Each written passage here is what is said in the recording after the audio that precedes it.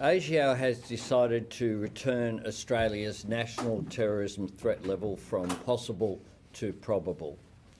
My government's first priority is the safety and security of Australians, and this morning I convened a National Security Committee meeting to hear from the Director-General, and also then we have just completed a Cabinet meeting.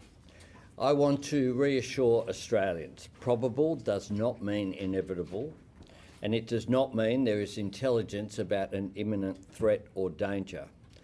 But the advice that we've received is that more Australians are embracing a more diverse range of extreme ideologies, and it is our responsibility to be vigilant.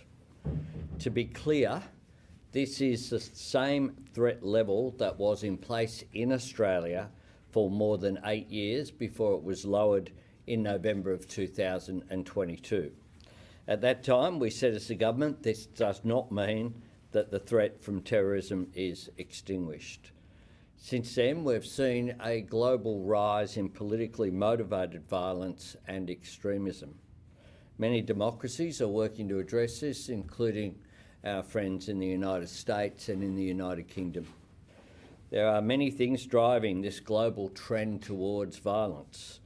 Governments around the world are concerned about youth radicalisation, online radicalisation, and the rise of new mixed ideologies. My government respects our intelligence agencies. We listen to their advice and we act on their advice, and that is what we are doing today. As I've spoken about before, the essence and purpose of our democracy is that we can express our views respectfully, engage in disagreements in respectful debate, resolve our grievances peacefully. When the temperature of the security environment is rising, we must lower the temperature of debate, something I've been saying for some time, because our words and our actions matter. Living in a country as stable and open as ours, social cohesion cannot be taken for granted. It must be nourished and it must be cherished as a national asset.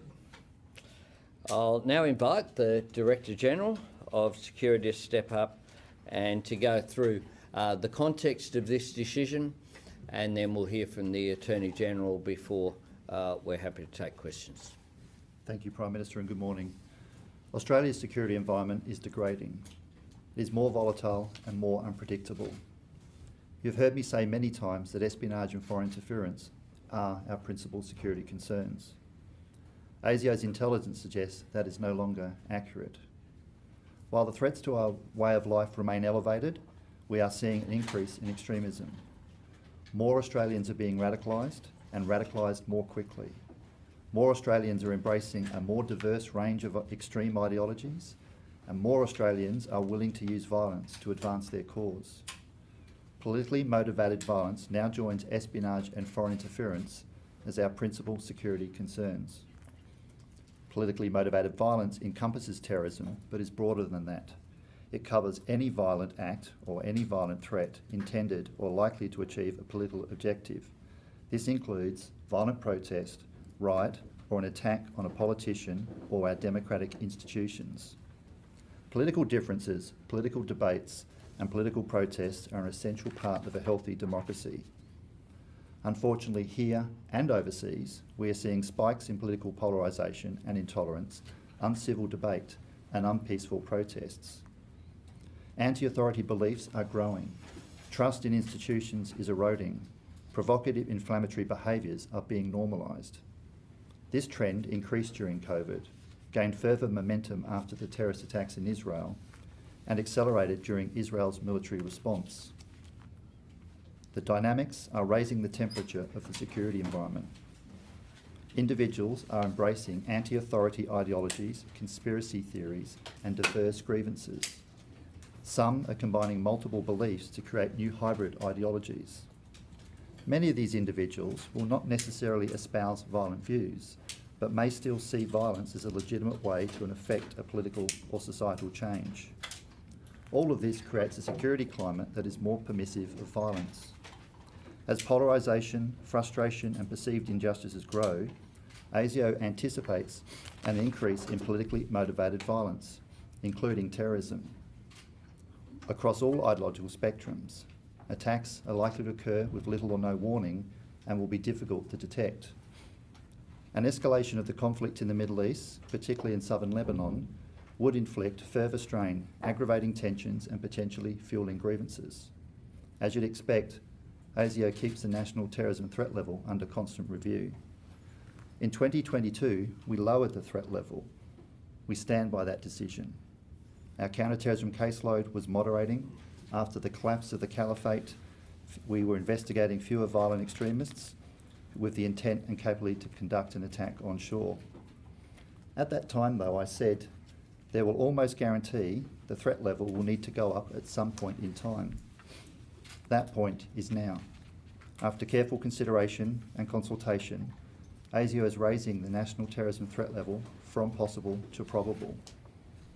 Our decision reflects the degrading security environment. A threat level of probable means we assess there is a greater than 50% chance of an onshore attack or planning in the next 12 months. It does not mean that we have intelligence about a current attack planning or an expectation of an imminent attack. Decisions of this kind are not taken quickly or easily. The subject matter experts in the National Threat Assessment Centre use intelligence and employ structured analytical techniques to test, retest and contest their assumptions. Our decision is not a direct response to the tragic events in the Middle East. At this stage, we do not believe any of the terrorist plots we have investigated in the last year have been inspired by Gaza. Terrorist leaders offshore are not inspiring attacks onshore. This is why we did not raise the threat level in the immediate aftermath of the 7th of October. Indirectly, though, there have been important and relevant impacts.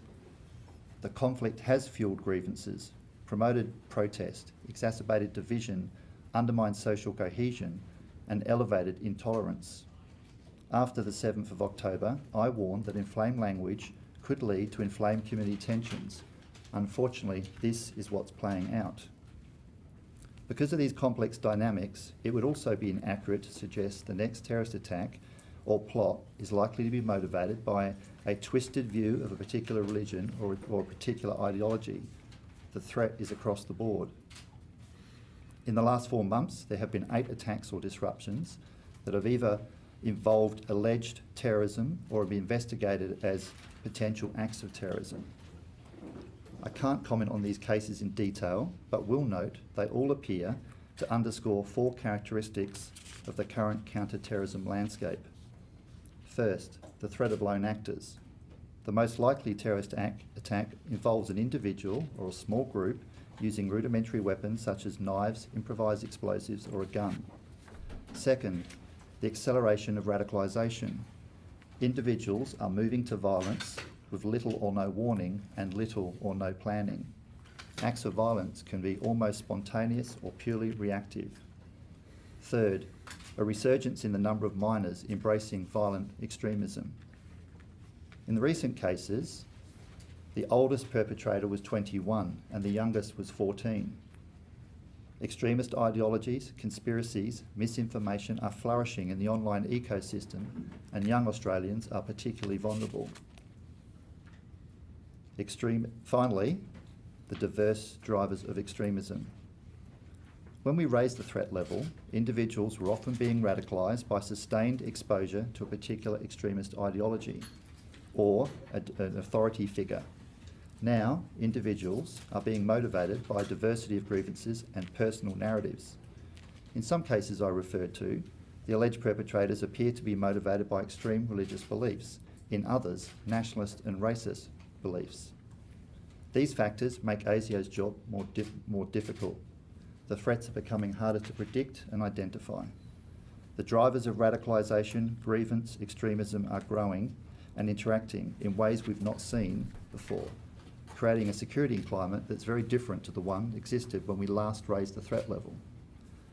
The challenge is exacerbated by the internet and social media, the primary platform for radicalisation, and the use of encryption by every single one of our investigative subjects. It's important to put this in context, though. The threats I'm describing are significant but not insurmountable. Probable does not mean inevitable. Australians should be aware but not afraid. If you believe a person you know is going down a dark extremist path, please talk to someone or call the National Security Hotline on 1800 123 400. ASIO and our law enforcement partners are working hard to detect these terrorist threats and are well practiced at defeating them. Since 2014, together we have successfully disrupted 24 attacks. The organisation I lead will continue to do the job that we've been doing for the last 75 years to protect Australia and Australians from threats to their security. Thank you.